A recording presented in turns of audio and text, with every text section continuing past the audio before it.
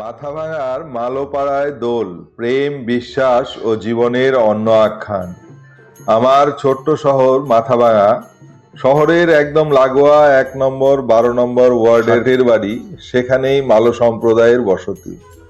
পেশায় তারা মৎস্যজীবী, নদী তাদের জীবন, জাল তাদের পরিচয়।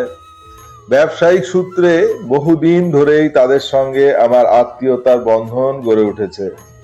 তাদের জীবনের নানা মুহূর্ত আমি ক্যামেরাবন্দি করেছি, সেই ছবি প্রদর্শিত হয়েছে দেশে বিদেশে, পেয়েছি অনেক পুরস্কার, কিন্তু তার চেয়েও বড় প্রাপ্তি তাদের ভালোবাসা ও সম্মান। এই কয়েকদিনে আমি তাদের জীবনের আরেকটি অজানা দিকের সাক্ষী হলাম।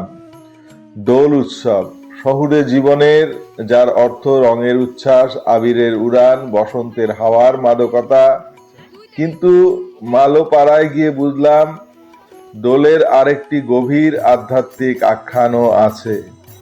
আগে কখনো তাদের এখানে দোল দেখিনি, এবছর তাদের আন্তরিক ডাকে সাড়া দিয়ে উপস্থিত হলাম, আর যেন এক অন্য জগতে প্রবেশ করলাম। এরা নব্য বৈষ্ণব ভাবধারায় বিশ্বাসী, যেটা আমার অশ্রুতপূর্ব।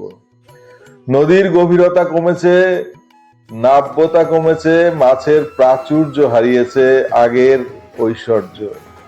মৎস্য শিকার এখন তাদের কাছে প্রায় অভ্যাস মাত্র। জীবিকার তাগিদে তারা গো পালনের দিকে ঝুঁকেছেন। নদীর বুকে যে চর জেগে উঠেছে, সেখানে গড়ে উঠেছে গোয়ালঘর, আর গরুর অধিষ্ঠাত্রী দেবতা হিসেবে তারা মানেন শ্রীকৃষ্ণকে। তাই জন্মাষ্টমী থেকে ঝুলন, সব আচারই তাদের জীবনে গুরুত্বপূর্ণ। কিন্তু দোলের যে রূপ আমি দেখলাম তা সত্যি অভিনব। আমরা জানি বৈষ্ণব সাহিত্যে রাধা কৃষ্ণের প্রেম অনন্ত, চিরবিরহময়।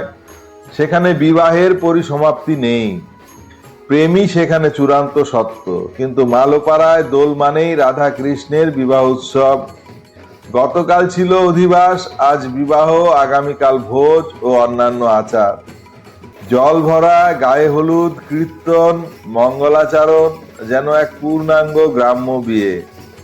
৫ দিন ধরে সমস্ত কাজকর্ম স্থগিত, গৃহবধূ, শিশু, যুবক সকলেই নিমগ্ন এই আয়োজনের ভেতর। এ যেন ধর্মের সঙ্গে জীবনের এক নিবিড় সংলাপ। রাধাকৃষ্ণের প্রেম এখানে কেবল পৌরাণিক লীলা নয়, বা তাদের জীবনের পরিপূর্ণতার স্বপ্ন।